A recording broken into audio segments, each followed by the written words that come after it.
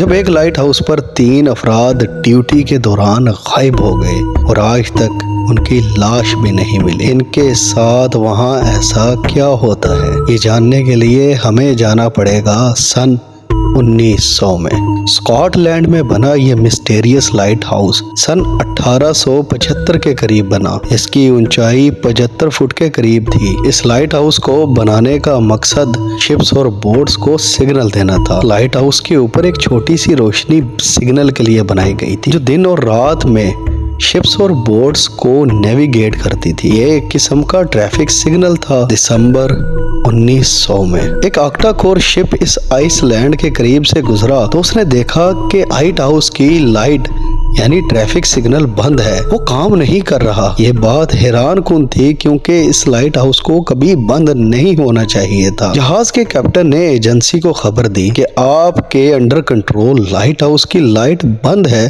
तो एजेंसी वाले हैरान रह गए क्योंकि अभी एक हफ्ता कबल उन्होंने अपने 3 वर्करों को इस लाइट हाउस पर भेजा था। इन वर्कर्स में विलियम मैकआर्थर, थॉमस मार्शल और जेम्स थे। ये तीनों एजेंसी के सबसे बहादुर और होशियार वर्कर थे। जब एजेंसी वालों ने इनसे राब्ता करने की कोशिश की तो कोई राब्ता नहीं हुआ, इसलिए उन्होंने एक टीम उस लाइट हाउस पर भेजी।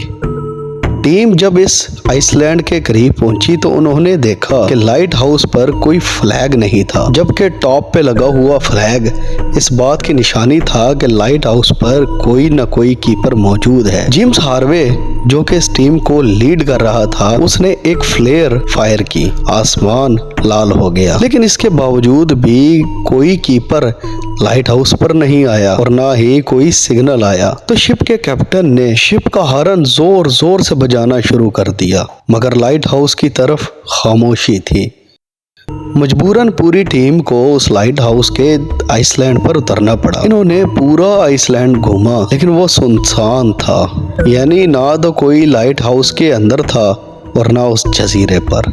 टीम लाइट हाउस के एंट्रेंस डोर पर गई। यहाँ पर 2 डोर थे, एक मेन डोर, दूसरा इमरजेंसी डोर, लेकिन वो दोनों डोर्स अंदर से लॉक थे। टीम इमरजेंसी गेट पर गई और उस गेट को तोड़ डाला। लाइट हाउस के अंदर दाखिल हुए। अंदर का माहौल बहुत साफ सुथरा था। लैंप्स की रिफिल मौजूद थी। बिस्तर पर हल्की सलवट थी, जैसे कोई अभी अभी उठकर बाहर गया हो। और बाहर दरवाजे पर जो अंदर से लॉक था, एक ओवरकोट भी मौजूद था। इसका मतलब था कि 3 में से 2 लोग बाहर गए और एक रूल के मुताबिक अंदर ही था, जो लाइट हाउस की देखभाल कर रहा था। मगर अंदर उस शख्स का नामो निशान भी नहीं था। ये रिपोर्ट जब एजेंसी वालों के पास गई तो उन्होंने अपनी तरफ से फौरन इंस्पेक्टर रॉबर्ट को तफ्तीश के लिए भेजा।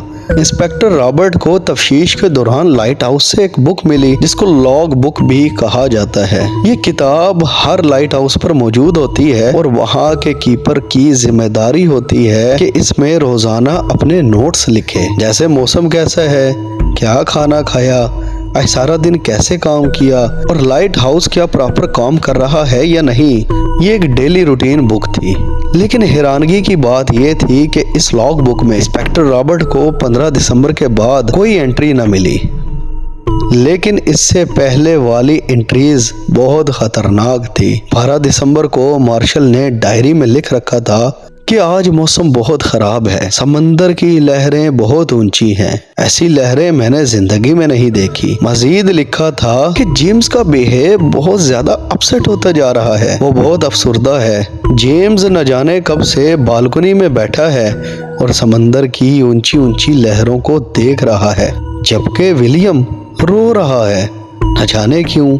इसी तरह 13 दिसंबर को मार्शल ने लिखा कि आज सब अंडर कंट्रोल है, माहौल भी पुरसकून है, लेकिन समंदर की लहरें हैं जो पुरसकून होने का नाम ही नहीं ले रही। और 14 दिसंबर को भी यही लिखा था कि न जाने क्यों ये लहरें इतनी डेंजरस हो गई हैं, जो शांत होने का नाम नहीं ले रही। इंस्पेक्टर रॉबर्ट इन तीनों को पर्सनली जानता था। वो तीनों बहुत बहादुर थे, वो ऐसी चीजों से खौफजदा नहीं होते थे। उनकी आधी जिंदगी तो आइसलैंड पर गुजरी थी, लेकिन अगली बात आपके रोंगटे खड़े कर देने वाली थी।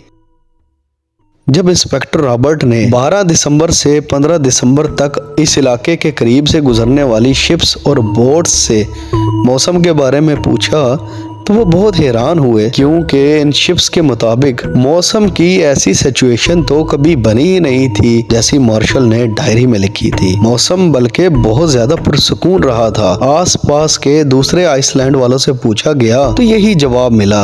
और जब इंस्पेक्टर रॉबर्ट ने वेदर एजेंसी से रब्ता किया तो उन्होंने मजीद हैरान किया कि इस तरह की कोई वेदर कंडीशन इन 3 दिनों में क्या पूरे हफ्ते में नहीं बनी।